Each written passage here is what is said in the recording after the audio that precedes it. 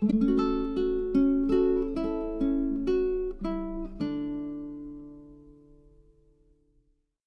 everyone, my name is Nitya, and you are at my Flosstube channel, Daybreak Stitchery. This is a channel all about cross stitch, and it's the end of January 2024, so I'm just checking in to show you what I've been working on. It's actually been, I have a lot to show you today because it's been really more like 5 weeks almost, because last month I recorded a little bit early, so and then I was off during that time for a little bit, and it's just been cold here. We had a couple of sub-zero days, so I've just been inside and stitching all the time. So I have some crochet. I have actually 3 crochet pieces to show you today too, and then lots of stitching. So maybe we'll just get right into it. So I have one finish, and this is a design that's well, it's by 2 designers. Let me see if I can get it to focus up first. So it's called Raise Your Words. I think it's called Raise Your Words. And it's charted. The text is a quote by Rumi. And it's charted by Ancient Sage Designs, Shazida at Ancient Sage Designs.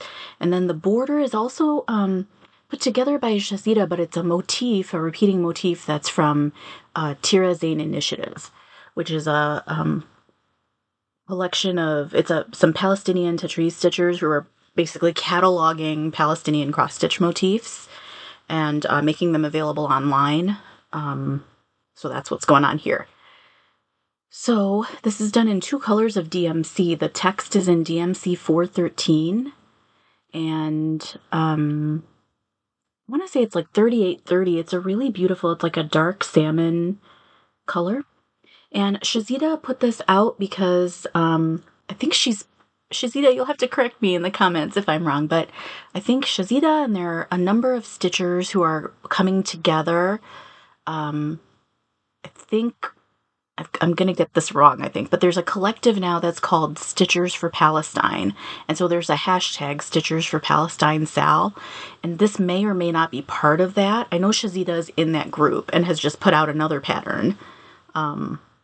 So these are all free patterns, and it's strongly suggested to also donate to a Palestinian cause. So like PCRF, Palestinian Children's Relief, or Doctors Without Borders, or now there's Heal Palestine as well.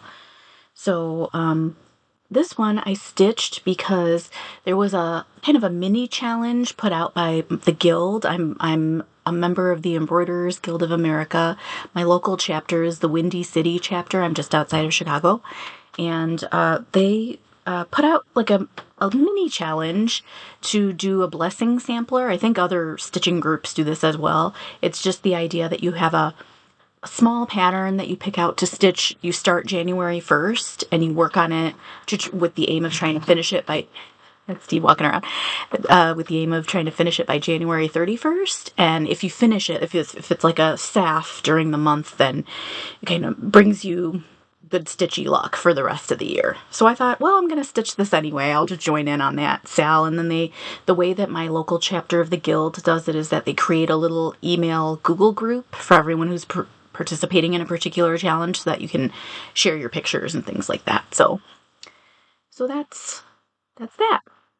It's on the same piece as, I just keep reusing the same, I think it's color and cotton, maybe like driftwood, or I think it's driftwood, and I've put other pieces on it as well. So I just keep working my way down. Now I'm in the middle panel, and I keep working my way down. I have a little bit left here that maybe I can do something with. Let me see if there's anything else I want to say. I'm feeling a little slow today because I think I might be coming down with something maybe. I woke up with like a little kind of swimminess and a little bit of a sore throat.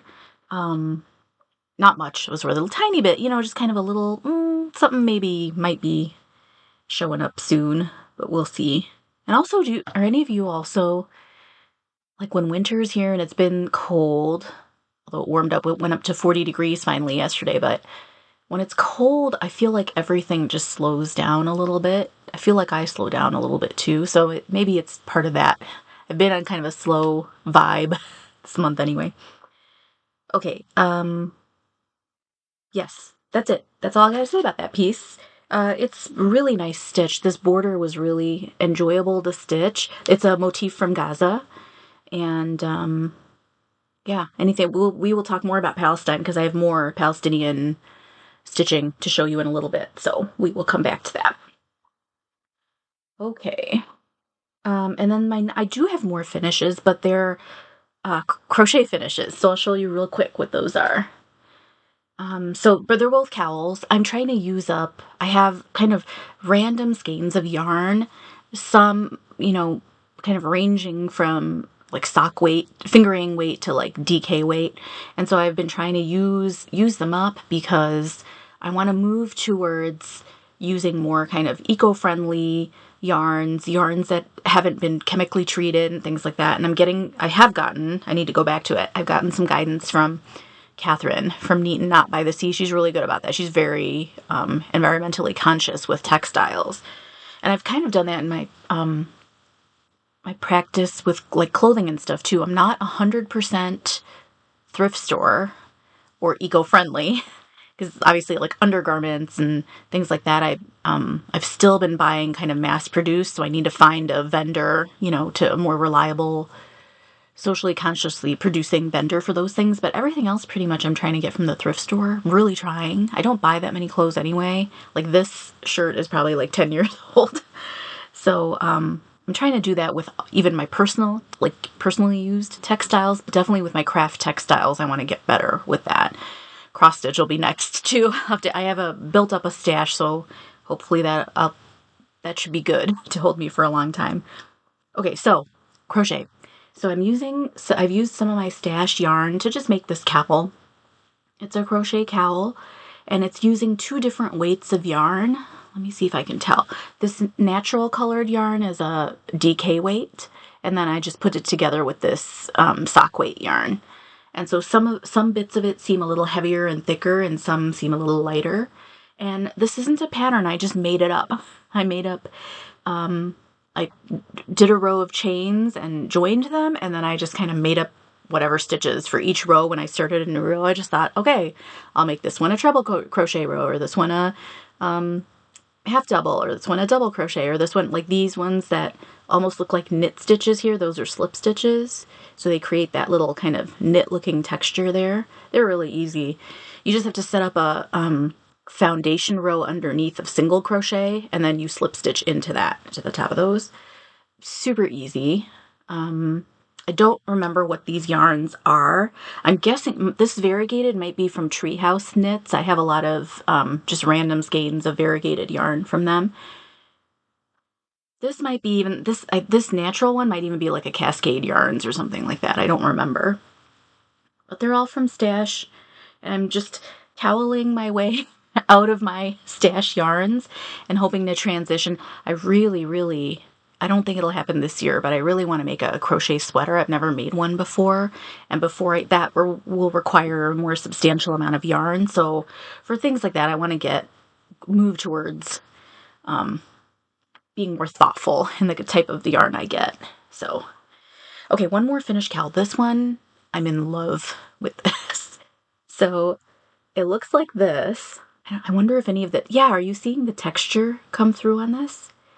So this yarn is by Treehouse Knits, and the colorway is called Love Struck, and it's a DK weight yarn, and I used 2 skeins, perfectly 2 skeins. Like I crocheted it around until I made it to the last like 16 inches or so of it, and then I used that to sew in. I had done it as one long rectangle and then wrapped it and sewed it so you can see the seam right here. And I used that last bit of this second skein to do that. So not a bit was wasted on this. And then I wove in like the ends from joining the 2 skeins to get from like where one skein ended and the other one started. I wove those in complete. Like this is 100% of 2 skeins of yarn. Nothing got wasted. And I'm in love with this stitch. It's called a stair step stitch, and it's all double crochets. It's all double crochets. If you can do a double crochet and crochet, you could do this. It's basically these are called front post double crochets. So instead of, when you crochet, you usually, like if I were to add a row to the top of this, I would be crocheting into the very top here to make the next row of stitches. But instead of doing that, to create this texture, you crochet into the front of a stitch. So you crochet into here instead of up here. And it creates these kind of bumpy textures. And then each row, you're basically stair stepping. You're doing one more double crochet, front post double crochet on this side and one less on this side, so that it creates this kind of ripple effect. So I'm totally loving this, and I can't wait to make something else with this stitch. It's really easy, and also the repeat on it is really easy. You have to follow the pattern. I'll share it below. It's from a blog. It's a free like, this is not a cowl pattern, it's just a stitch pattern, and I made it into like a rectangular block and made it a cowl. So you can make it in anything. If you know how to make sweaters or scarves or anything, you can make it into whatever you want. Hats even. But it's by Dora Does on UK, and that's a crochet blog. And so the directions for this, it's a really great blog article on creating textured crochet stitches. So this is just one of several on that, in that blog article. But anyway, totally love it, and I can't wait to wear it. I don't know what our temperature is going to be now. I was wearing cowls to school, changing out my cowls every couple of days because it was so cold the first couple of weeks, but we'll have to see. I don't know if we have any more cold days coming. And then I'll show you one more. It's not a finish. I've just started it this week.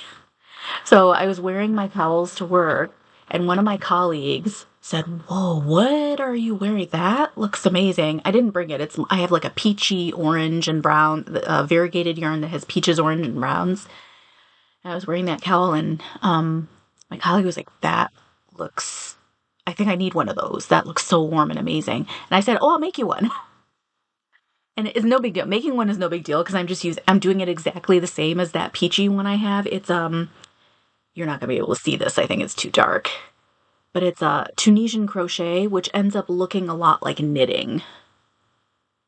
Do you see that? How that kind of looks like a knit? This looks like knitting, right? The V's for knitting, but it's really crochet. It's Tunisian crochet. You stitch it, like the rows get worked this direction, and then when it's done, I'm going to join the ends and make it. So it's not wide enough for a cowl right now. I'll have to add, it'll be like this wide maybe, and then I'll join it. And I'm not kicking myself for just flippantly saying, "Oh, I'll make you one."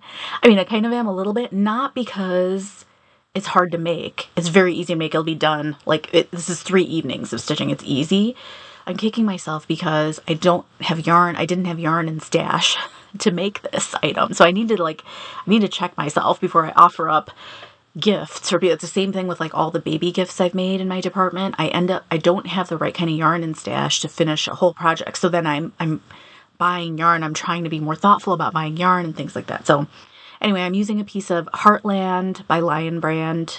Not a piece, a skein of Heartland. It's a Lion Brand yarn, and it's in the color Black Canyon. And I'm using 2 skeins of it, and I'll just use up the 2 skeins and then join it to make the cowl. So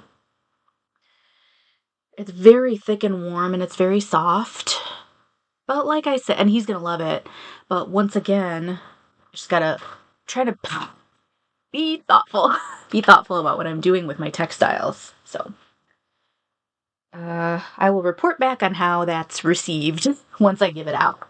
I'll show you real quick. This has so far ended up being more crochet talk than you're probably here for, but we're getting into the stitching in just a minute. All the rest of this is stitching, but I'll just show you real quick what I use. This is what you use for Tunisian crochet. So it's got a crochet hook on it, and then it's got an extender attached to it. And so you work the stitches. Like normally a crochet hook is only this long. So the crochet hook is really just a tool that you use to weave the yarn into the piece. You're always working onto the piece. There's never really stitches hanging off of here. But for Tunisian crochet, you need to work stitches onto this and then work them back off for each row. There's like a row and then a return pass where you work the stitches off the piece. So you need length for it. So you get these extenders. Mine's from Knit Picks, and I've had this for a long time, more than 10 years now, and I have I think I got like a 2-pack of hooks, like a smaller hook. This is a J. I probably have like an F or a G. So one is smaller and one is this larger size. I have them each on an extender, and they're like my go-to. I've used them for these past 10 years to make. If I'm using sock yarn, I'll use my smaller one. If I'm using this like kind of a worsted weight, I'll use this one. And they've held up a long time. I really love bringing with them. I like wooden hooks. It's comfortable. It feels comfortable for me. I like that. Okay, I do have one more finish, but we're getting to a stitchy finish. This is actually pretty exciting. So, Miriam from Marumi Crafts is doing this Yalda to Nowruz sal. So it's a, Miriam, you'll have to correct me if I'm wrong. I think it's like a winter solstice to spring equinox kind of sal. Something like that. It has to do with the season, you know, the change, this period of time between seasons. And she's doing a band sampler, and you can join in still on Etsy. You can see if you go to Marumi Crafts on Etsy, you'll see she updates the listing on Etsy every time a new band comes out. So you can see what the current version of it looks like with all the current bands that are released. And so every 2 weeks or so, she sends a new band, and they've all been so beautiful. It's a really pretty project. And I told myself, I don't know if I want to start a large project. I don't know if I'll follow through and finish it. So as the first couple bands came out, I thought, well, these are long, skinny bands. Maybe I can make them into bookmarks. And so that's what I did with one of the bands so far. So this is the band with roosters on it. And let me see, I wrote something down about roosters because they have some symbolism in Persian culture. Okay, Yalda to Nowruz sal. It's Persian motifs. And roosters are a good omen in Persian culture. And they're also kind of a call to action because, you know, they're the first ones up in the morning and getting everybody else to wake up in the morning. So they're kind of a mobilizing critter. So I really loved this band, and I want to see if I can focus it a little better. Here can you see? My light is too strong, I think. There we go. So I've put it on Picture This Plus Jade, and that was a mistake. My fabric choice was a mistake, but we'll come back to that. And I'm using Color and Cotton Lava Rocks is this brown. It's a fantastic variegated brown. See how you can kind of see some shade changes in there? I'm actually going to save, I have a few skeins of it, and I'm going to see if I can do Yasmin's Made With Love. She has that queen bee, that bee Quaker on bright pink fabric. It calls for DMC 3371. I want to say it's like that darkest, dark brown. And I think this could be a good color to use on that one. So, but I'm loving these motifs. And the fabric choice was not a good one because it's too soft. Picture This Plus is very soft material. And I've made a bookmark before with great success. I gave it to my friend Melanie. And for that one, I used a very stiff Aida, very stiff. Like when I cut it out, it almost was like cutting cardstock. And so here's why I think this was a bad choice. When I made that other bookmark, I was able to whip stitch all around it, and it all showed up very evenly, and the Aida stayed stiff the entire time. It didn't fray while I was doing that whip stitch around. This Picture This Plus is very soft. And as I was whip stitching around, it already started to fray at the corners. So you'll see kind of here, if you can tell, there's no whip stitching around the corner because that all started to fray. It was just too soft. So I don't think I would use Picture This Plus again. It looks kind of sloppy, my whip stitch around. Although it's fine. It looks handmade. And it's just for me anyway.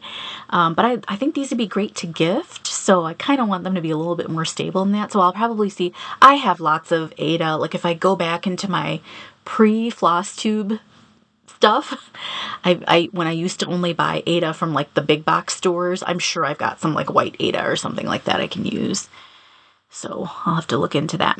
The paper, the decorative paper, is saved from a greeting card. I save a lot of decorative papers. Tons. I save wrapping paper, cards, boxes that like lotions or like beauty products come in. Like I don't use beauty products. I don't put on makeup or anything, but like lotions and things like that. Soaps, if they come in cardboard boxes that are pretty, I'll save. If there's like a panel that's free, I'll save that. I always thought I would use them for like journaling, but they're perfect for these bookmarks. You can just cut a little, like this card, I think it had a message on it somewhere, so I was able to cut out that part and use it. And then I do have something new that I've actually put this on the back of. It's on a piece of wood. So this is, let me see if you could, there we go. So see that? How it's like a very thin piece of wood. So these are from, I picked up some just flat cuts of wood. And these are from a vendor on Etsy called, hold on, Cards of Woods Co. Cards of Woods, no, Cards of Wood. Oh, Cards of Wood Co. They basically make cards. That's exactly what it is. They make cards made out of wood. And so I got a multi-pack, and I have them here. It's just all different types of wood. So each one, it looks so washed out, my light. Hang on, I'm going to pause here. Let me see if I can take care of my light situation, since everything's looking washed out. Be right back. Hey, everybody. So, you won't believe what just happened. I just recorded all the rest of my Flosstube video, and then realized that I didn't have the record button turned on. So this is a take two. I think I last left you at pieces of wood. It's like an hour ago in Nitya time, so okay, here we go. So I was showing you the bookmark from Yalda to Nowruz style, and I was talking to you about the wood. I had matted it on bookmarks, wooden bookmarks. So these are from, what did I say they were from? Cards of Wood Co. Cards of Wood Co. And if you see here, see how there's like you can see all different tones? It's because they're all different shades of wood. They're all different types of wood. So they come cut the same size. And then, you can just use whichever one. Still having a light issue.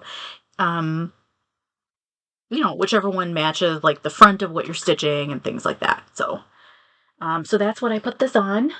And, can't remember how much of this I told you in the last clip, but basically my chapter of the Embroiderers Guild of America is doing bookmarks as like a service project. We're making bookmarks to donate to the library that hosts our meetings. So I think these would be really nice to use as a backing. I've made the last bookmark that I made for Melanie. I put on cardstock. It was just on cardstock, and it was fine. This is just a tiny bit sturdier. And then did I talk about, this may be a little repetitive because I can't remember what I've already told you in my first go around. This paper is from a greeting card. I save a lot of papers, and so it's reused paper. And then I just matted. I used craft glue to mat it. This is all like this is the stitching is matted onto the paper using craft glue. The paper is matted to the bookmark using craft glue. So I actually got, was it because of this? I was looking it up. I got a recipe for eco-friendly glue, like how to make eco-friendly glue. I haven't tried it yet, but I'm pretty excited to try that.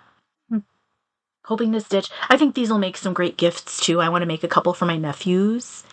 And there, you can kind of see how the different colors, you can kind of see. I want to make some for myself too. Okay, so that's that. We're going to move into whips a little bit. So, we're still recording. We're good. Okay, so I'm going to start with three projects. Two are works in progress and one is a new start. And all three were for Julian Stitches, who's a good stitching friend of mine, for her birthday this month. As many stitchers do when it's your birthday, you create a hashtag and like a theme to stitch with.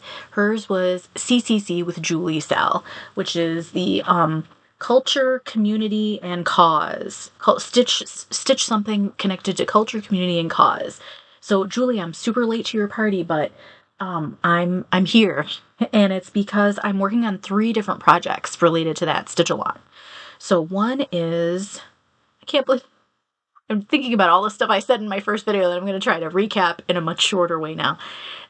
This is by Ink Circles. It's Peace Wheel is the pattern, and it's based on, in South Asia, there's like an art form called kolam or rangoli, which are symmetrical patterns that are usually drawn by hand. You practice a lot to learn how to do it. Either with like they're all they use plant-based materials. So either like rice powders made from plant material, or sometimes you add water to that and make a paste and you draw with that. And it's usually outside the front door of a home for festival times or for like if there's a special occasion going on in the house. And the idea is that when the pattern, since it's outdoors, with time and with weather, it sort of dissipates, but it just returns back to nature. So it's meant to use natural materials to do that. So this, I revealed so much in my list. Okay, so I basically talked about how my parents are from India, and I'm technically Indian American. I'm South Asian American. But growing up, I didn't really connect too much to Indian culture because my family's a little bit different.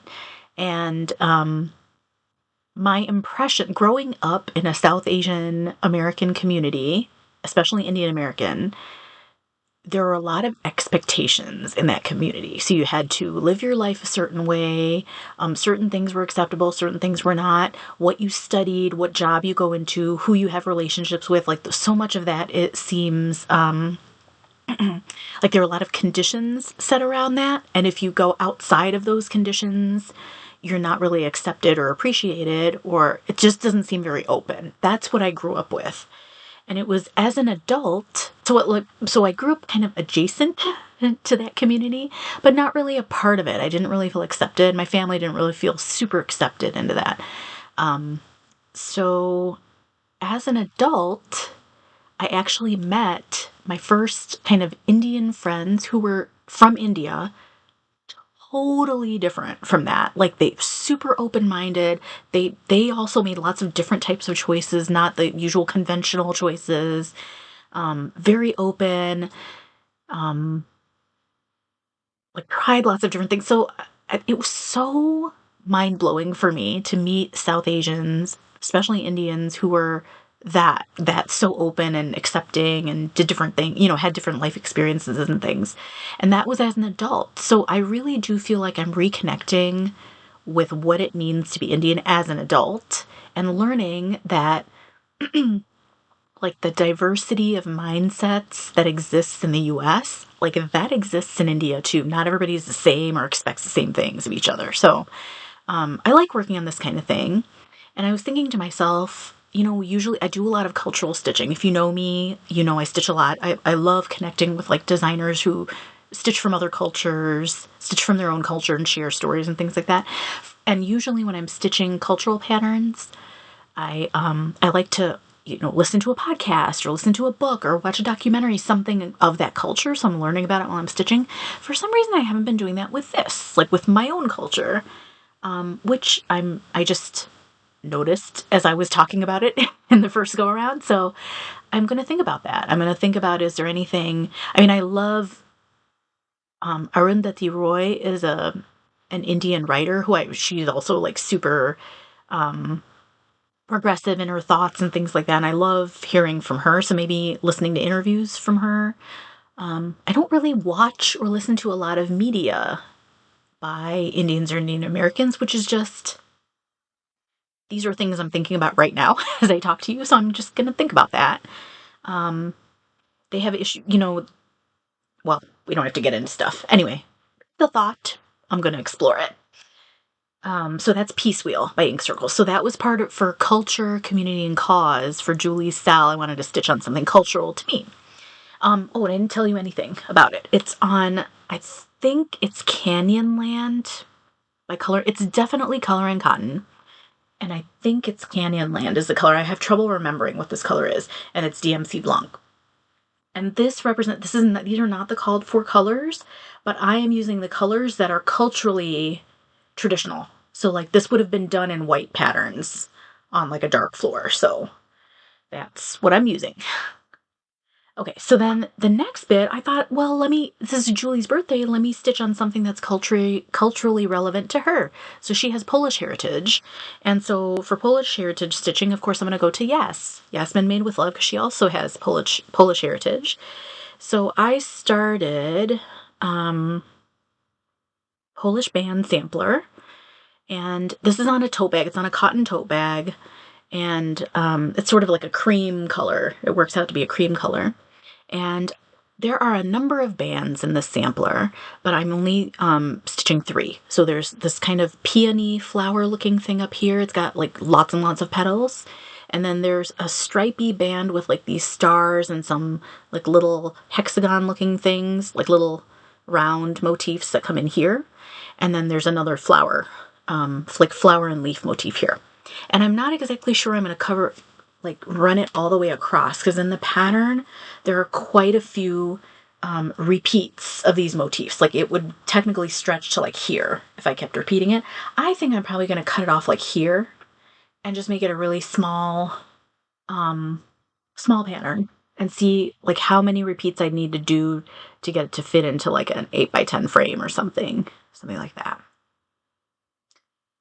So this peony flower, I'd probably just do like 2 of those instead of like, I think in the pattern there's like 5 of them or something like that, make it shorter. That's to give me a chance to actually finish something that I start, which I'm not very good at. I start a lot of things and don't finish. So. I'm using somewhat called 4 colors like this. One of these is DMC 666. That's definitely in there, but the others I just chose from stash. Like this green is a Cosmo. I actually have it sitting here somewhere. Where is it? It's very pretty. 927. See that? Like this dark olive green. It's very pretty, isn't it? So that's what I'm using for the stems. And then I have a little bit of this dark 168. It's the equivalent of 366 in DMC that exists.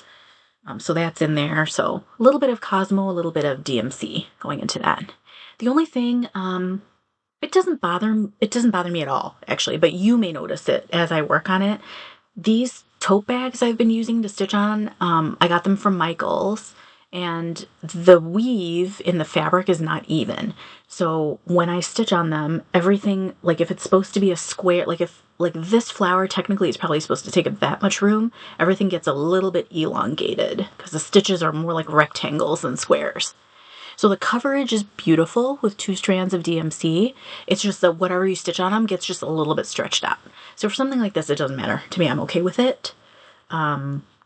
But if you happen to find like materials like this that you want to stitch into, this is a cotton bag, you may want to do like a test stitch on it and just see that it's not the end product might not be the right dimensions to what you think it might be. So, okay, so those were both for the culture part of Julie's Stitch Along. And then for the cause part, of course, I'm stitching for Palestine. So I took out the piece that I've been working on for the past couple months now, for the past few months. This is sort of a sampler where I'm cobbling together patterns by a number of Palestinian designers. So all this square right here, actually down to here, this whole square it'll come in all here. That's by Deco Elian, who has patterns on Etsy, beautiful patterns on Etsy. And this particular pattern was in the World of Cross Stitching magazine January 2023, from a year ago. And Palestinian Flag is by Hib Stitches. It's a representation of motifs from the keffiyeh scarf. This is Cypress Pendant by Tira Zane Initiative, who I talked about earlier. That's the group that's making that collection of like documenting Palestinian motifs, Tatreez motifs. This shape right here, it's skinny on top and then it gets kind of whiter at the bottom, and then you see another variation of it here. That's a cypress tree. So this is Cypress Pendant, again by Tira Zane Initiative. And then all this space, so like this piece by Deco Alien, this is the border right here. So on this side, I'm filling it in with Lina's Hanging Design. That's by Lina's Thobe. So I just worked on that. This is what I worked on this month here. Fill this part in. It's really nice. I'm using the same colors. These are all just colors I picked from my DMC stash. So I don't remember what the greens are. I'm using 2 greens and 2 like red family. So the bright red is 326 and the deeper red is 902. But I don't remember what the greens are. And then I'm accenting with DMC 310. So for this piece, so whenever I pick this up to stitch, I try to donate to some kind of Palestinian cause. A little something like this, $10, $5, $10 whenever I can. And this month I decided to give to Heal Palestine. So something's going on. I think PCRF is still doing great work, but Palestinian Children's Relief Fund, I'll continue to donate to them as well. As far as I can tell, they're on the ground, they're doing great stuff. But there's some kind of internal situation with PCRF, like one of the longtime founders, a co-founder, broke away from the organization this month, decided to leave, and then formed their own organization called Heal Palestine. As far as I can tell, both groups are doing work on the ground in Palestine, so both are good to donate to. This month I decided to give to Heal Palestine.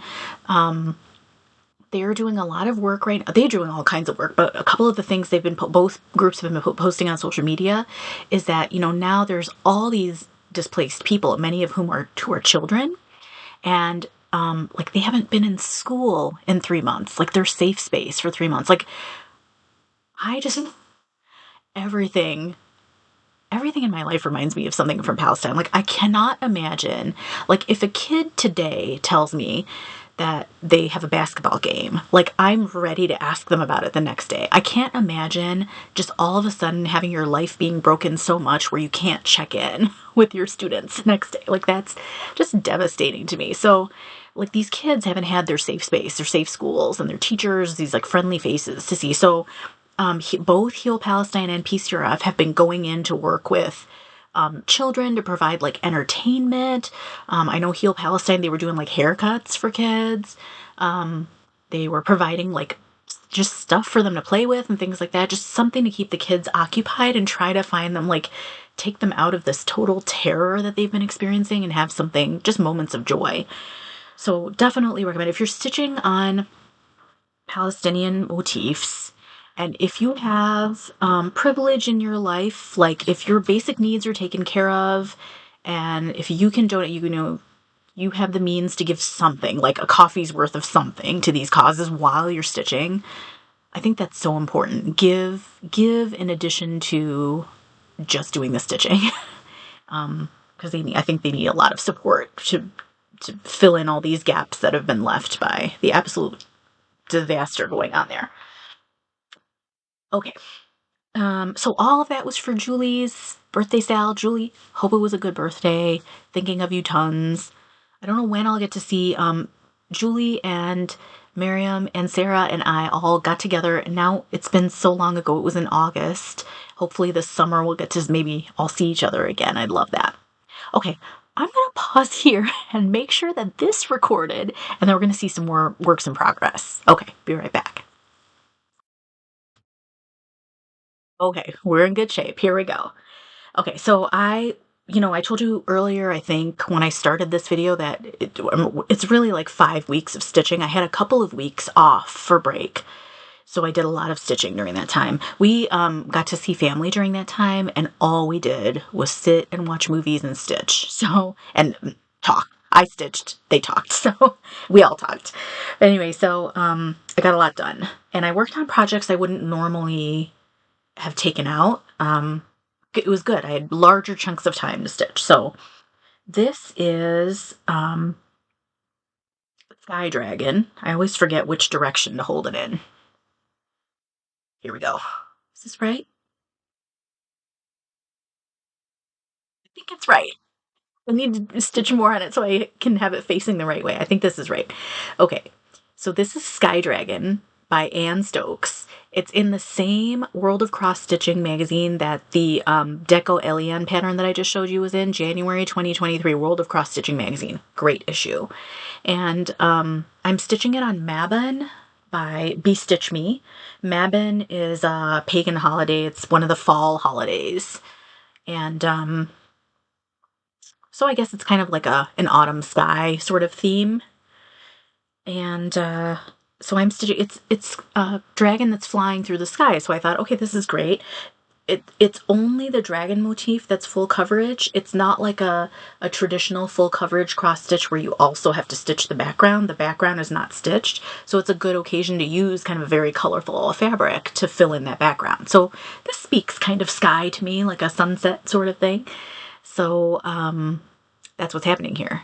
So I don't take this project out very often because there are a lot of colors in it. I want to say like 12 to 15 colors. So, I mean, not as many as like a full coverage, you know, they have like 100 colors and more than 100 colors.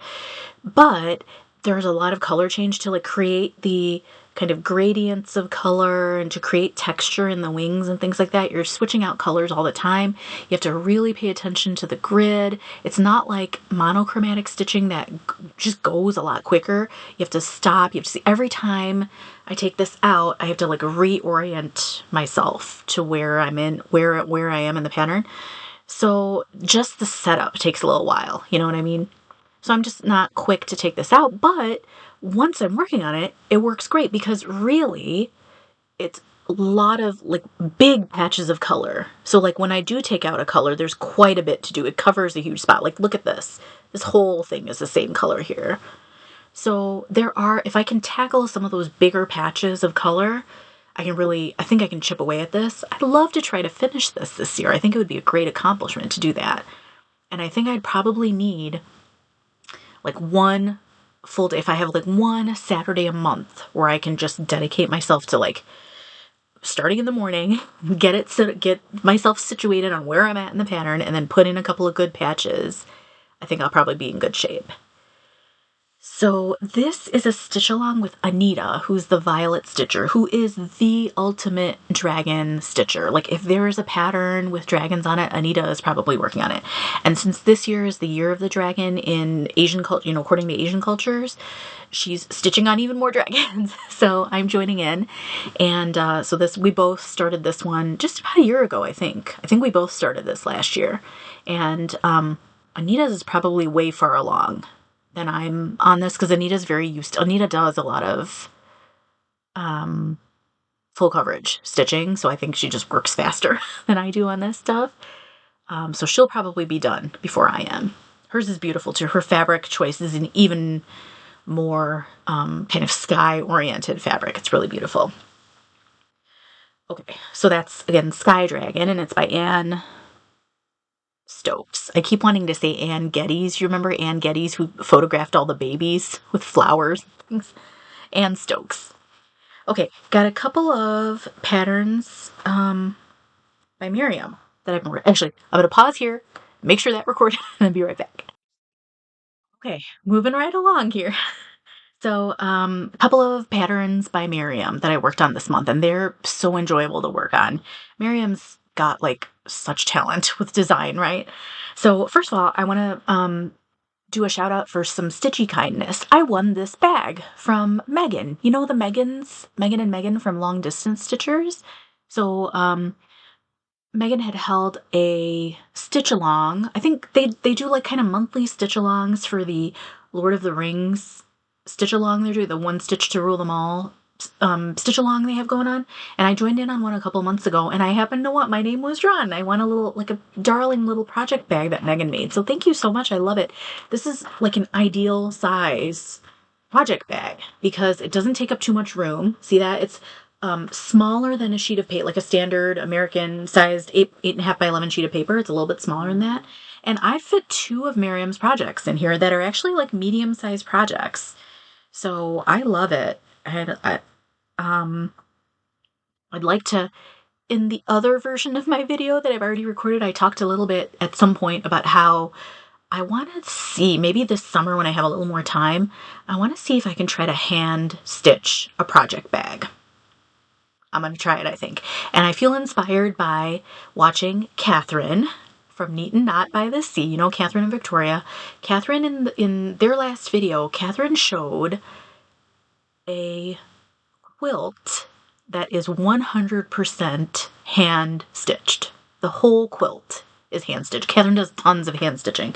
So that really, like every time I see someone like that from Catherine, I think, you gotta try that. You gotta try doing a little more hand stitching. I think you can do it. So I may just try to make my own. Zippers scare me a little bit, but I think I just need to learn what to do. And I love what's going on here. Like Miriam, I think last month I showed you that Miriam made project bags for me, Sarah, and Julie for our Lemons to Lemonade stitch along. And I have to pick your brain, both you and Miriam, you and Megan, I have to pick your brains on like what you're putting, because it feels kind of stiff. Like it's fabric, but it feels like there's something in there to stiffen it up a little bit. So I got to pick your brain on that and see if there's any kind of recyclable or natural material I can use to provide that little bit of stiffness in there. I like it. Anyway, thanks, Megan, for that. I'm stitching on 2 pieces by Miriam and enjoying both a lot. So one is Seped.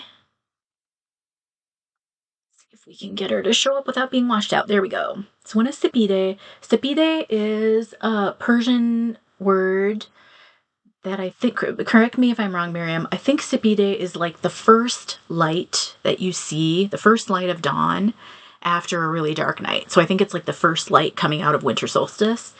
And I love it.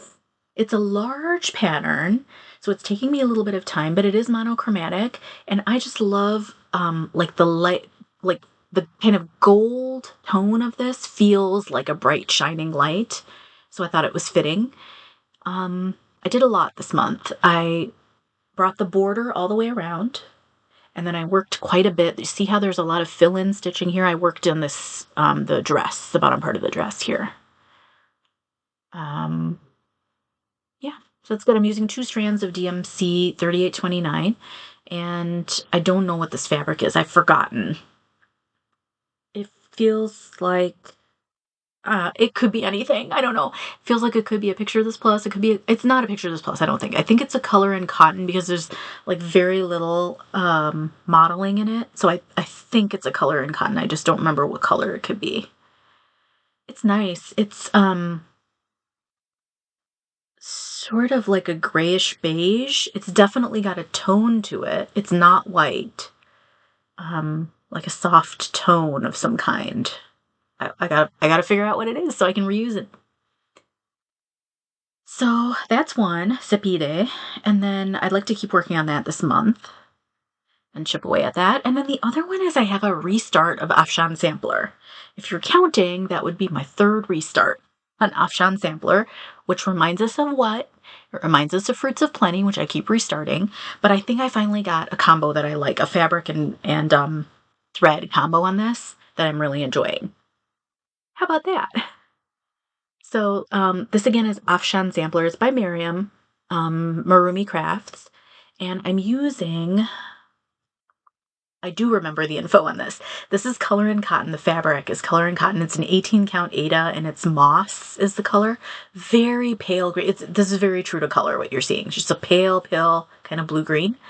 And then for the threads, I'm using DMC 35, which is kind of like this bright, like a berry purple. So it's almost like a more of a reddish purple than like a bluish purple, you know? It's got a nice bright tone. I'm loving it. So one of the things I was doing, I can't remember. I may repeat myself because I can't remember what I've already told you in this video and what I've already said in one I thought I was recording but didn't. So one of the things I found myself doing this month is that I was finishing skein. I'm probably going to call this video one skein at a time because I found myself finishing skeins. And what do I mean? So like, for example, DMC 35, I just took a whole skein, or actually I had already used a little bit of it on something else. So it was a partial skein. I cut it up into segments. I split out like the 2-strand bits of it and laid them all out on the top of like the back of the couch. And then I just stitched on this until I used them all up. So I used up a whole rest of a skein. I did the same thing on Sepede. Cut up segments of DMC 3829, split up all the 2 strands, laid them out, and then just kept stitching on it until that skein was done. And then, you know, I kind of feel like I did that on a few. I did it on a couple more projects that are coming up too. And I finished up skeins with my crochet too. So it just kind of felt like I was making progress, I was finishing up skein at a skein and skein at a time. So, and then I used that as kind of like, okay, you finished it up. You've put in a skein on this. It's okay. You can move on to something else now. It's not very typical for me. I change out projects a lot. I only really work on projects for like a day or two, it seems like, but I feel like I'm something this month made it feel like a great personal goal to try to like put in these big chunks of stitching on these projects. I just had more time, I think, too. That helped. So I accomplished a few things on this one that I haven't done on my other versions of Afshan Sampler yet. So I got almost all the way across the top. I am pretty much at the top of the border here. I just have to finish this in here. I got through the entire alphabet, Persian alphabet. I got through the next whole border underneath it. See that spotted border? I got through all of that. I made it down the entire side. I was getting a little risky here because hopefully all these will be counted out correctly, but I wanted to get to this border, which I really like. There's some negative stitching in one of the borders that goes across. And then I wanted to get to the Afshan flower. There's a lot of stitching. The Afshan flower will take up like this space right here. There's a lot of stitching in it. So it was fun. I'm enjoying it, Miriam. I like it. And I'm liking this color combo too. I think I finally got a color combo that works. So hope to put more work into both of those this month. Okay, next. Oh, actually, I'm going to pause here. Be right back. Okay, still bumping along here. I was just checking my notes because I wanted to see if I left anything out that I really wanted to tell you about. I think I got it all. On Seped, we started a stitch along for Seped. It's called Seped Rising Sal because it's like the light rising out of darkness. So Seped Rising Sal. I'm going to try to see. I was at some point this month in my memo app on my phone. I was trying to make a list of all the different stitch alongs that I've participated in, like over the past 3 years, that I still have going, like for which I still have works in progress. I'll try to put those in. I'm going to try to add them to my YouTube notes each time and see, but I don't remember if I put Seped Rising in that list. So I'll have to look. Okay. We're moving right along here. So back to Julie for a sec. So Julie started a stitch along called Motif a Week. And it's exactly what it is. If you have a project that has lots and lots of motifs in it and you think, I'm never going to finish, this is huge, you just do a motif a week. And then by the end of the year, you may not be done still, but at least you'll have a significant, amount of work put into it. So I chose, I think Julie's doing her, just that project, and A Forest Grew by Rosewood Manor. That'll be great for motif a week. It's a really pretty pattern. That's one of my works in progress too that I started with Catherine. And that's the With What You Have stitch along. With What You Have Sal, because Catherine and I think Spectrum Stitcher is joining her. We're trying to use only stash to stitch that one, which will be doable. I have lots of greens in stash. Okay, for Motif a Week, though, I chose this one by Lina Cross Stitch. Let me hold it. It goes this, well, it could go anyway. It's a, symmetrical pattern, or not symmetrical, but it's a rectangular pattern, so it could go any direction. So it's a grid of squares. There are 8 squares across and 10 squares down. So which direction does it? I've been thinking it goes this way. I think that's how I've been holding it up. 8 squares across and 10 squares down. And each square is different. Some of the colors are repeated. They're kind of random. It looks like they're randomly placed. There are quite a few colors in this actually, maybe 20 colors. And some of them are used multiple times, some of them not. And it's just it's not all greens and blues and purples. There are these kind of surprising, like orangey browns in there. There's a coral pink in one of the squares. So it's just kind of an interesting assortment of colors. And they are very intricate. If you take, for example, like this green motif or this one, almost, if you think of it as like a square, if you think of it as like a full coverage square, I mean, most of it is stitched and only a little bit is not stitched. So not all the squares are like that. Like something like this, there's a lot more open space. Something like this, there's a lot more open space. But some of them are super filled in. Like look at this one right here. Super filled in. This one here, a lot of fill in. So each one is a little bit different.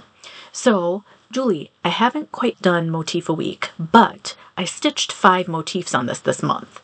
So what I have been doing is when I have been able to take it out, I would put in like over break when I was stitching, I put in 3 motifs, and then I took I was away from it for a week or 2, and then when I picked it up again, I put in 2 more motifs. So it works out.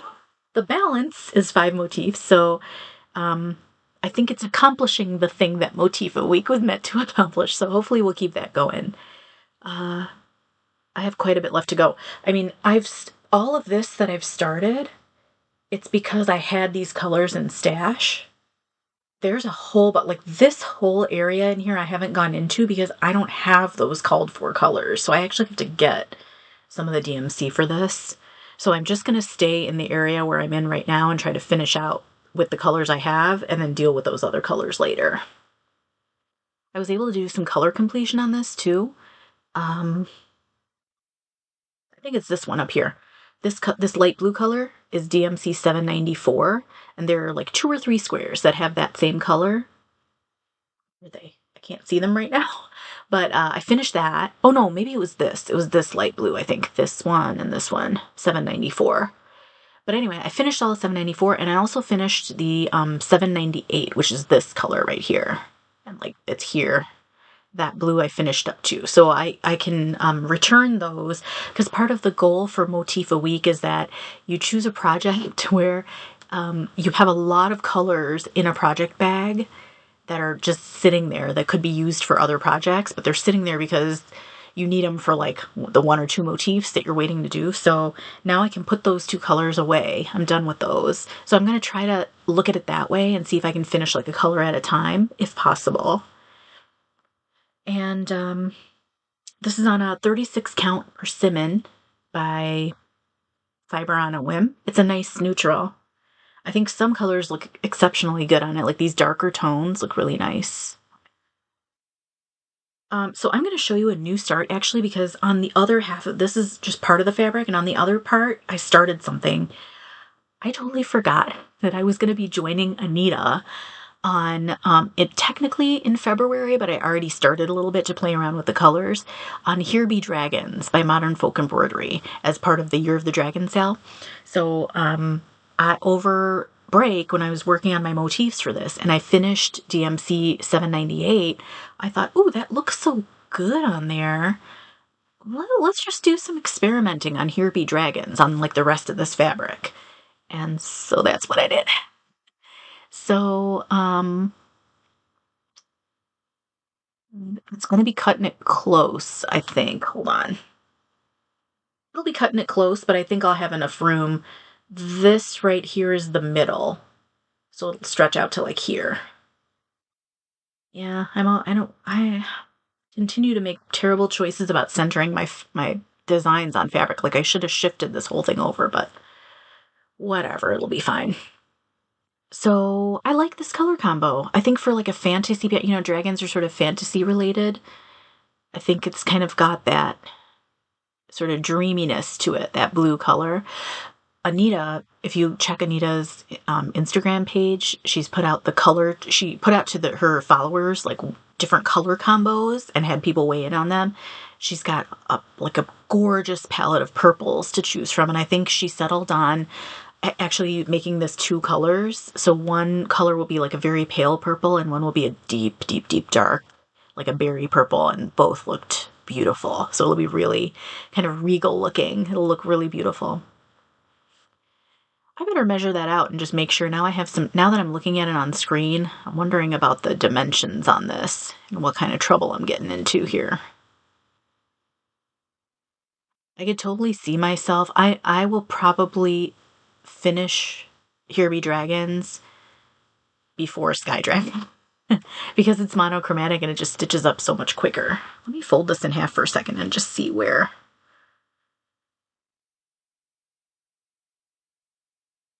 Yeah, it's getting pretty close.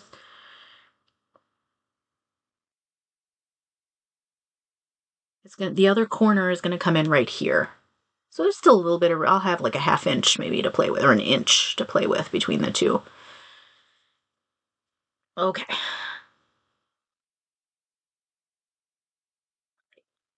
Let me make sure this recorded and I'll be right back. Okay, we're in good shape. Next up is 1 Dozen Quakers. So EJ from Sunshine Stitchers started a sale in December, Stitch Along, and it's on this pattern, 1 Dozen Quakers. And it's a Rosewood Manor pattern. Really easy. It's a very small pattern actually. It looks complicated, but it's not.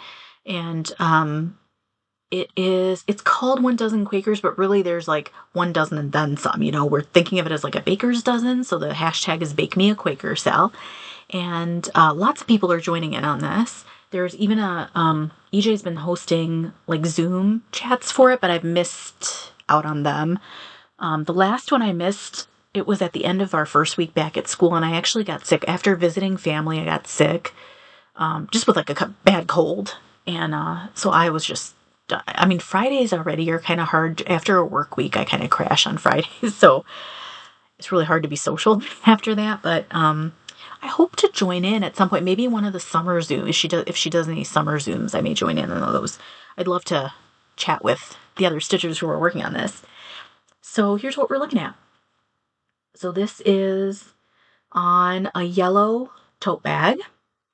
And it's another one of those cotton tote bags. So what you're going to notice is, remember how I told you that the weave is uneven here? So actually, you're not really stitching squares. It ends up like you're stitching rectangles. So the entire pattern is kind of elongated a little bit. You really notice it even more than on Polish Band Sampler. You really notice it here because if you look at the pattern, let me see if I can try to hold up both. See how this is more of a square pattern, but on mine it's turning out more rectangular? So you can really see the difference. It doesn't matter to me because it's a geometric pattern anyway. It's, you know, it's fine. It's not like it's a figure of a person that's all stretched out or something. So I am fine with it. I love this color combo. So this yellow is just, I love yellow. So this fabric is awesome to stitch on. And this is 3807. DMC 3807 is the floss. So 2 strands. I'm using 2 strands and it's beautiful coverage. Every single stitch is perfectly covered. Not a single gap in the fabric. I love it. So I'm guessing, I haven't actually counted it out, but it stitches up kind of like a 40 count fabric, these bags. Yeah. Anyway, I'm enjoying that. And I did another, like finishing up a skein. I had like half a skein I had put into it, so I finished that skein up before moving on. And that was great. I got quite a bit done. I'm almost all the way around with the border. I'm not quite following. EJ divided up the pattern. So she's doing a section each of the 13 months because it started in December and it goes to this December. And I think she was very clever about how she split it up because she too is a teacher and some months are impossible to get stitching in on and some months are way more open. So I think she spaced it out according to that, which is a smart move. I'm just kind of going in random directions because that's how I like to stitch. Like if I get bored with one motif and I'm close to another one, I'll do that one. So I've kind of done a little bit of everything and I wanted to get to the bottom border and everything lined up really well. So that's good. So this too, I probably won't keep as a tote bag. I think I'll probably cut it up and frame it. It will fit, it's sized right now where it should fit in an 8.5 by 10 frame. Or if I learn how to make project bag, it would be a great, like a front panel for a project bag too. So we will see on that one. I'll keep you posted on what I do with that one. Okay, next up, you won't believe what you're about to see because I worked on Fruits of Plenty by Modern Folk Embroidery. It's the 2021 Stitch Along. And let me show you first. It's on Fiber on a Whim. Heather is the color. It's an 18 count Aida, and it's showing exactly how it is. It's a purple with gray like modeling on it. Actually, when I look at it here with the light on it, it's a little bit brighter purple than what you're seeing there. But more or less the same. Yeah, looks a tinge brighter here. And I'm using Cosmo 2030 is the floss.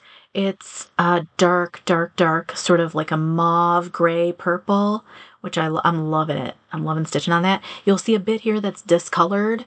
That's because when I first started this, I was using that Cosmo navy blue, basically. It's like the equivalent of DMC 336. But then I decided I wanted more of a purple on purple look. So that will eventually come out, and I'll redo it in this Cosmo 2030. So I did quite a bit on this. I did like all of this section right here. All this section came in this month.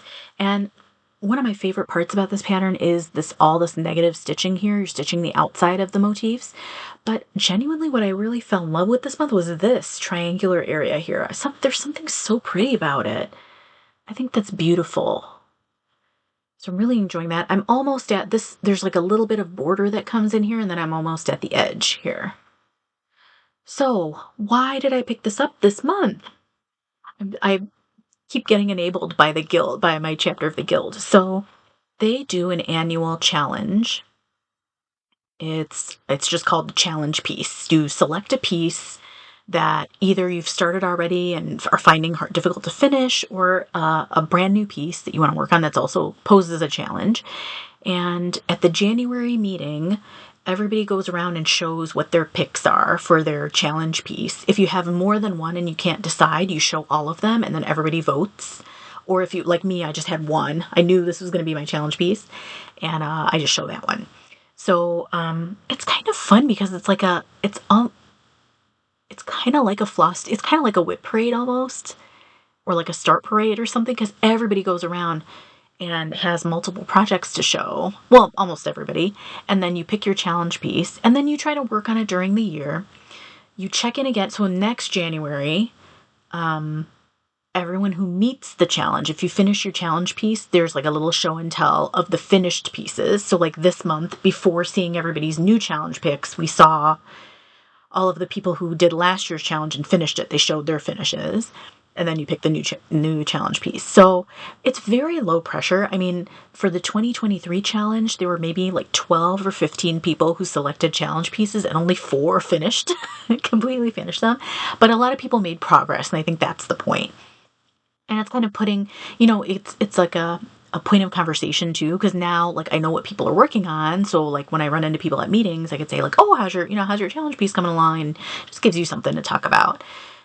So our chapter of the EGA does hybrid meetings. So I've done both. I've attended meetings virtually. You can attend all meetings either virtually or in person.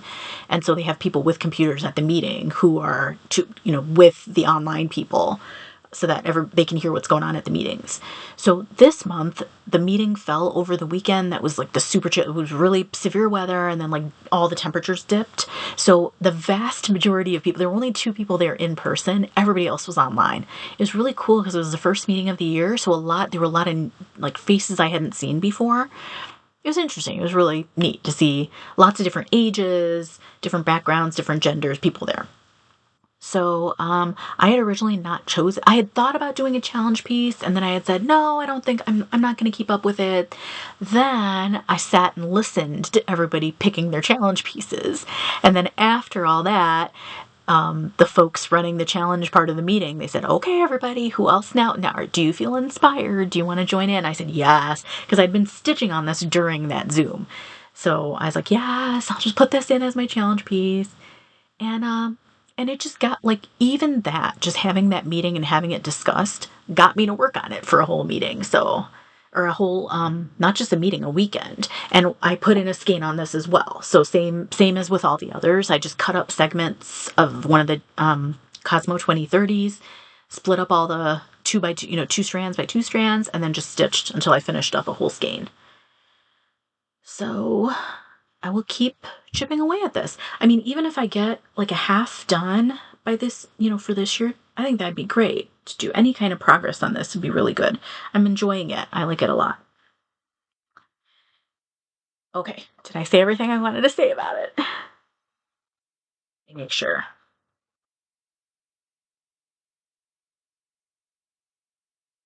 Well, I know what I wanted to say. So I told you I had been visiting family. My in-laws are from Oklahoma City. Steve's people are from Oklahoma City. So this was the first time that we got to see them in Oklahoma City since before the pandemic. So they had come up to see us before, but I hadn't been down to see them since before the pandemic. So it was really nice. We had a nice visit. And we spend most of the time just sitting and talking, sipping coffee, sitting and sharing stories, listening to stories, and it's great time for me to stitch because we're just sitting and talking the whole time. And we did have an outing one day though, because I had been watching Cross Stitch the Globe, and they're from Oklahoma City, and they had talked about quilt shops that they go to. They quilt too, I guess. So they talked about quilt shops that they go to, and I had just looked it up before going, and I thought, oh, this would be a great. I had kind of talked to Steve's mom about it. I'm like, do you know anything about this? It's Oklahoma Quilt Works. And she's like, we know the mall. Let's make an outing and go there. So Steve and his mom and I went to Oklahoma Quilt Works. I wanted to go there, of course, because they had the whole collection of Cosmo flosses, and they had all of the Cosmo seasons. That's like they're variegated flosses. It's kind of like DMC Coloris or color variations. It's like the Cosmo version of that. It's called Seasons. They had all of them in stock, all of them. I'm doing no buy till July with Jerica, who's Daybreak Stitcher. Except I have exceptions to it, but I didn't. Long story short, I did not buy any Cosmo, but I made like my mental encyclopedia of colors is growing. I have to now try to master my Cosmo colors the way I do with DMC. They have beautiful variegated flosses. It was so nice to see them in person. They had beautiful quilts in the shop, so we kind of walked around. You know how like quilt shops are a lot like local needlework shops because they're like little museums. You know, they have so many models stitched up. So it was kind of fun to walk around. Like Steve and his mom and I just kind of chatted and walked around, looked at pieces, and she loves quilts. She's got a lot of quilts, and she has quilts in her home, and so she enjoys that too. So it was nice visit. Great to see. If you have quilt shops near you, oh my gosh, treat yourself to checking out some Cosmo flosses because they are just total eye candy. I have also now seen their sparkle line, and they look beautiful too. I don't know if they'd be hard to stitch with, but they're very sparkly and pretty. The Cosmo, I think it's called Cosmo Sparkle. They're kind of like the étoile version of Cosmo. Looks pretty great to stitch with, but I'm not buying any for a little while. Do you want to know what my exceptions are? This is for you, Jerica. I don't know if Jerica watches. Jerica is Daybreak Stitcher. She's the other early bird stitcher, just like me. Like I'm about to talk about D in a second. This morning I got up. Okay, backtrack. I tend to get up really early. Sometimes I get up early at like 3 in the morning to pee and then I can't fall asleep, or I just get up early. Like I really love that the quiet stillness of those really early hours. I love to like if I come out to the living room and I'm looking out the window, out the front porch, it's just like perfectly quiet outside. You can just see like the light of the street light and that's it. It's mostly dark. You maybe hear a bird or two, and it just feels like I don't know, it feels like I'm like stealing a couple hours away from the day or something. Like I get a little special treat by being awake at that hour. It just feels special. So I'm up early, and so is Jerica, because sometimes I'll check Instagram and Jerica will be posting like pictures. The both of us are there like stitching early in the morning. And I was laughing talking about I'm going to talk about Stitch for Pride in a second, but this morning when I woke up, Dee's latest video was posted out, and Dee's videos are always posted super early in the morning, like on a weekend, and I'm like always I bet I'm one of the earliest ones to watch it and post comments, and I wonder sometimes if Dee is like, what are you doing? Like, I just posted this. Why are you already on this? It's because I'm just awake at that time. But anyway, so Jerica, Daybreak Stitcher, she's doing a no-buy till July, and I want to try to join in as well because I've been organizing my stash. I have too much. I have so much, too much. I actually have, I don't know where I put it. Oh, over here. I have a bag. I'm waiting until it, on YouTube and Flosstube, like subscriber count doesn't matter to me. If I have just like even one person I'm connecting with on Flosstube, I feel lucky. And I have met so many of you through Flosstube. Like I feel very, very fortunate with the connections I've made. The number of subscribers I have is not a big thing to me. Like if people unsubscribe, it's not a big deal. It doesn't matter to me how many subscribers I have. But I am wanting to do some giveaways, and I don't know why, but I'm kind of mentally waiting until I reach 1,000 subscribers to do that. I think it's just because it feels overwhelming to me. Like I have a lot of stuff I've set aside to give away, flosses, patterns, maybe some fabric too. And I think just to like mentally organize all the shipments that have to go out, I'm kind of waiting. Like I feel like it should be a momentous occasion. So I'm waiting until I reach 1,000 subscribers to have to deal with that, basically. So long story short, I'm wrapping my way around to the idea that I have a lot of materials and I'm going to share them with people, and I don't need to be buying any more. I want to try to cut back on my consumerism. So Jerica's no buy till July sounds great. I will reevaluate in July, except I think we all have our exceptions. Like I think Jerica belongs to a few thread or fabric clubs, so she's going to keep those going. These are my exceptions. Well, one of them in my list is gifts. If I want to make a gift, like that cowl I showed you earlier, but I think I'm going to remove that from my list too. I think I'm just going to like try to hold off on stop offering gifts that require buying stuff. So that's coming off my list actually of my exceptions. Friends patterns are on my list. So like Miriam just came out with a beautiful new like very moving pattern this month, Azaad, the Lost Unicorn. And Miriam recorded a special Flosstube where she shared a lot about her identity. It was very personal video and a very personal pattern. Of course, like, I'm going to pick that up. Of course, I'm going to be supportive and pick that up. So I'm picking that up. I've picked that up. Ana Aguayo, who is just such a dear person to me, she came out with a new pattern. I picked that up. So like my friends who are designers, I'm going to continue to pick up patterns from them. So that's an exception to this. And then, charity patterns, I think I will continue to do. I don't know if anyone saw, I'm sure everybody saw Katerina. She's Stitchy Princess Black. She's a designer from Ukraine. She had a very painful post she put up. She lost someone very close to her due to the war that's going on. So she had put a call out for if people want to shop from her shop, she was going to donate all the proceeds to that family who lost this dear friend of hers. So those kinds of things I want to keep supporting if I can. And then if I have to pick up DMC to finish one of these existing whips, I'm going to do that.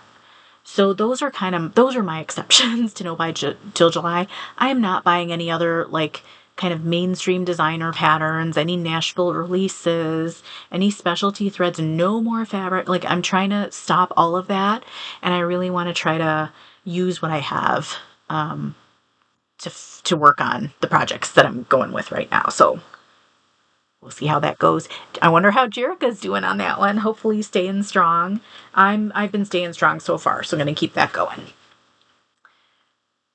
Okay. That was like big old tangent that wasn't in the original video. So yay, you got some original content and energy out of me. Okay, I'm going to pause here. Be right back for the last bit. Okay. So I only have 2 more pieces to show you. We are talking about Stitch for Pride, which I am so excited about for this year because it's art themed. It's an each month is going to be an exploration of an artist from the 2S LGBTQIA community. And Dee always does such a great job with like providing a learning piece and then like a pattern to stitch. So the learning piece on this month is great. The artist is Keith Haring, who like I know about, like we all know Keith Haring, I think, because the artwork is so recognizable. And I grew up in the 80s and 90s. So you just recognize, like it's so recognizable. It's his voice, like this kind of thick outline and these kind of very solid, bright color images. You just know that it's a Keith Haring pattern, but I didn't know a lot about him as an artist. So that's where the learning piece was really great. And it took me down like this rabbit hole of research because I think we're all like, if you care about Palestine like I do, you're reading a lot about the international, the ICJ hearing and the results that just came out yesterday, and you're reading up all about that and what a monumental role South Africa is playing in speaking up for Palestinians. And it's so inspirational seeing that. And Keith Haring, back during the time of apartheid in South Africa, was speaking up about that. So it's just kind of like a lot of learning about South Africa and how that horrible apartheid being horrible in South Africa has actually led South Africa to speaking up against this injustice, which is so inspiring. We are in a country where we do not learn. I don't think Americans in general, as a whole, as a country, I don't think we learn from our historical mistakes. We don't talk enough about them. We don't learn. We keep recommitting the same mistakes. So it's inspirational to see a country that doesn't do that. And then just hearing about Keith Haring's connections to speaking up about freeing South Africa was really interesting too. So I did get the called for fabric and threads for this. I do have those, but I'm not using them. And oh gosh, there are a lot of reasons. I love both. The threads are by Knitting Nurse Jasmine, and they're beautiful, like beautiful modeled threads. They're very pretty. And the fabric from Jessie, you can't go wrong with a Mislaid Pages fabric. They dye beautiful fabric. I had gotten an Ada piece, and then when I was reading the details on the pattern, I realized that there may be some stitches that lend themselves better to linen. So right away I thought, well, maybe let me not mess with Ada. I'll put it on a linen. So this is on a piece of linen that actually I'm creating a gift stitching for my friend Melanie. This is the Farmhouse Christmas series by Little House Needleworks. So I'm just using one of the edges from that, the edge pieces from that. So as I was reading about Keith Haring, I just saw so many examples of his artwork where he uses these beautiful, bold, bright colors. Lots of them, like these block kind of motifs with filled in with color and outlined and sometimes in black, sometimes in white. So I thought I want to recreate this with this pattern. So this will end up being a tiny full coverage pattern because I'm going to fill in all this background with this bright kind of orangey yellow. And then I have these are all colors from DMC Stash and then DMC 310 for the outline. So everything will get filled in. So I think what this motif, it kind of gave me some direction for each month's pattern. I want to treat each one a little differently, and as I read about the artist, maybe see what lends itself to that pattern. So I'm not going to make it a whole grid. I think you can, if you want to, stitch them all together on one piece. They're meant to fit on the piece that Jessie sent out, but instead I'm going to stitch each one as a small and then make decisions later on about what I want to do with those. They could be very easily framed because they'll be really tiny, or I may talk to my mom who does. So my mom's a great sewer. And she just she's got a really old sewing machine that she hadn't had serviced in like 15 years. She just had it serviced and it's in great shape now. So I may ask her to see if she can help me, like, if I do multiple smalls, kind of piece them together and make like a little quilt or something. I don't know. I'm going to leave the options open and see what works out best. And then I can treat each month's piece as its own piece, so I can put them on different fabrics if I want, use different flosses if I want, and just see what makes it correspond best with what I learn about the artist. So that's what's happening here. So this will just take me a little bit longer because it'll all be filled in, but it's going fine so far. And doesn't it already look like a Keith Haring piece? It's a really great pattern, I think. A very nice tribute. So that's everything. That was a lot, right? I stitched on a lot. I'll show one other thing for plans is just to keep working on whips, but I have to reacquaint myself with February Aviary because I can't remember exactly how that works. Can you stitch on it? That's like an initiative, a stitch along with that's started by Jessie at Mislaid Pages, and I can't remember if it's you stitch on certain patterns with bird motifs or if you can stitch on any pattern with a bird motif. Anyway, I was looking through my works in progress list just to see what do I have with birds on it so that I can join in. And I pulled out this one. That's another one by Miriam. I've been stitching a lot of Miriam's patterns. This was a special one that she designed for me, Julie, and Sarah when the three of us met and stitched together last summer. So this is called Birds of a Feather, and it's got 4 birds. Like this bird right here, there's another matching one underneath, and then 2 more on this side. And it's supposed to be the 4 of us. So if we wanted to make them each like in our favorite colors, we could. I'm just using the same colors on all 4 birds. So this is on Gambuj by Be Stitch Me. Another beautiful yellow. I love it. I love this yellow. And this pattern will only take up half the fabric, so I have a little bit more left. I can't wait for that. I love those yellows. And I'm using kind of a, colors from Stash. They're not the called for colors. So there's some DMC in there. This is DMC 939 for the background. This is Color and Cotton limited edition teal. I think I set aside some Cosmo for this too, but I can't remember what it is.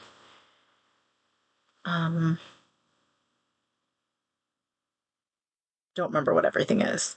There's DMC 154 in there. You know that kind of wine color DMC? That's in that top one. Can't remember what that purple is. They're 3834, I think. Is that purple? Anyway, so for February aviary, if that's how it works, you just stitch on something with a bird on it, I'll join in, and that's what that is. I need to seek out some clarification on that. And then just continue. I want to keep stitching for Palestine and see if I can finish up maybe the Keith Haring piece. Just chip away at everything I've already looked at. This might put in a little bit more work into Fruits of Plenty. I want to echo what I hope the rest of us are feeling when it comes to anything related to kind of social justice issues.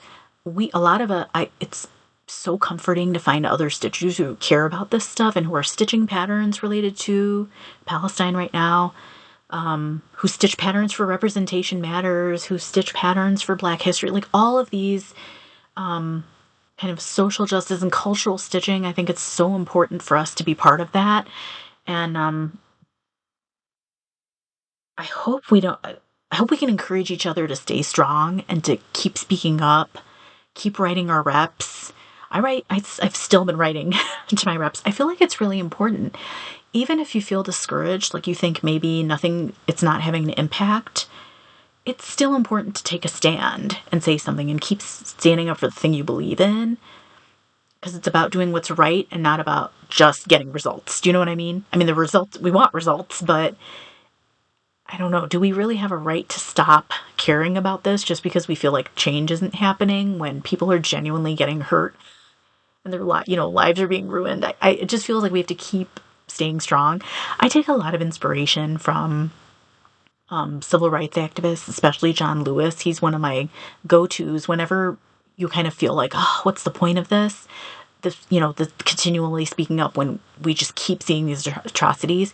He said a thing once during an interview with Trevor Noah, where he said, change is a process and it's an ongoing process. Like there's never a point where it's like, oh, great, everything's peachy now. Like our work is done. Like there will always be ignorance, so that we will always have to keep speaking up when things aren't going right. So I take inspiration from that. It can get exhausting. Please keep calling. Please keep writing. Please keep speaking up and showing up and doing all those things. I will too. We'll encourage each other to do that. And what else? Keep donating. Check out Heal Palestine. That's the new charity. In addition to PCRF and Doctors Without Borders, of course. In my original recording of this, in my original go-around of this, Stitchy Talk is pretty much done. If you want to hang around for a few minutes for, like, social justice talk, feel free to do that. In my original recording of this, I had read a statement. I'm going to go ahead and read it again. I read a statement from Rachel Corrie. Do you know who that is? She was an American who was volunteering in Palestine in the early 2000s. And, at that time, she had been emailing these long letters back to her family, just talking about everything that was going on. that everything that she was seeing. And so now there's a Rachel Corrie Foundation. So she was in, I want to say the area was called Rafah. She was in Rafah, Palestine, at a time when the Israeli military was bulldozing homes. So they'd go to a family and be like, you got to leave right now. We're getting rid of your house. And then they'd like clear land. They were clearing land and just like bulldozing people's homes. And so Rachel Corrie, at one of these times, like stood, like was trying to block a bulldozer and be like, no, don't do this. And the bulldozer ran over her deliberately. And so now there's a foundation in her name, and all of the emails that she communicated to her family are there. You can read them, and they're super fascinating to read. And, this whole idea of like change and like the patience involved in making change and the like persistence involved in making change. There was an excerpt from one of her emails that really spoke to me, and I thought I'd share it with you too, because I think it'll probably speak to some of you too who are kind of like-minded. So here's what it is. This is just a passage from one of her emails. Again, this is Rachel Corrie. I'll link the foundation website below. Okay. Anyway, I'm rambling. Just want to write to my mom and tell her that I'm witnessing this chronic, insidious genocide, and I'm really scared and questioning my fundamental belief in the goodness of human nature. This has to stop. I think it's a good idea for us all to drop everything and devote our lives to making this stop. I don't think it's an extremist thing to do anymore.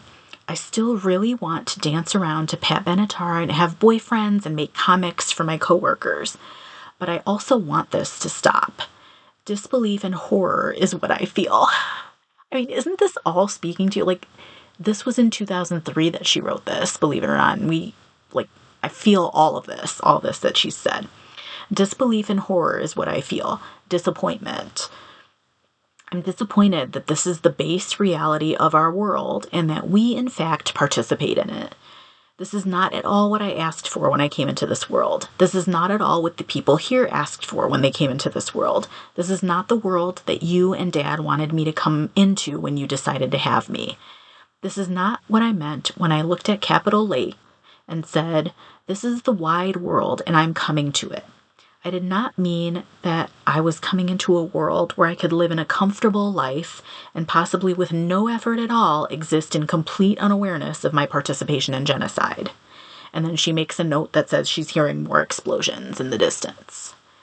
The minute I read that, I thought that is exactly how I feel. Like, how is it, like, for those of us who sometimes feel overwhelmed with like the lack of progress in all of this, like, how is it that the world is just not stopping? All of us with privilege right now are not stopping what we're doing and saying something about this. I do sometimes think, like, I wonder, because one of the things that touches me the most about Palestine is seeing what's happening to the kids there.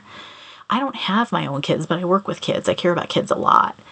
And, I just wonder, like, what if every teacher, every parent, like every human being who has important kids in their lives called their reps and said, you know what? I don't want my kids to live in a world where that is happening to kids. That's not okay. That's not the world I want for my kids. A world where that kind of thing, where kids have to experience that. Can you imagine the power of that? And I think that's where sometimes frustration happens. It's like, why aren't more people speaking up? Like, why people who have their basic needs met, who have the time and can make time for the energy to do this, like, why aren't there more? And I don't know, that's complicated, but I do think that it's just that change takes time, and that for those of us who are able, we have to keep doing this. We have to keep speaking up, and we have to keep listening to Palestinian voices, especially us in a stitchy community. There's an entire culture where cross stitch is important. Those Palestinian cross stitchers are sharing their voices right now. Have you been listening to Tatreez Talk by Lina Thobe? Oh my gosh, it's a great podcast. It's a new podcast. It's hosted by Lina from Lina's Thobe, who's has Palestinian heritage, and then Amani from Min Amani Cross Stitch, who's also a Palestinian stitcher. And they're about 4 episodes in, and I just started the 4th one. It's an interview with Wafa Ghanayem from Tatreez and Tea. So good. It's a great episode. Wafa Ghanayem's doing work at the Met right now. She's doing like preservation work of Palestinian textiles and also documenting. She has a lot to say about like Western attitudes towards museums. And then just the podcast in general talks a lot. It's just like stitchy talk. It's great stitchy talk. Like if you sit here and watch Flosstubes like me and you like hearing people talk about stitching, you'll love this podcast too. So Tatreez talk. So let's keep being hopeful. Let's keep trying and be part of like whatever change is going to keep happening. Okay, here's to hoping that we don't have to record a third time. I'll see you in a month. Happy stitching and stay strong. And I hope to chat with you soon. Bye. Have a good day.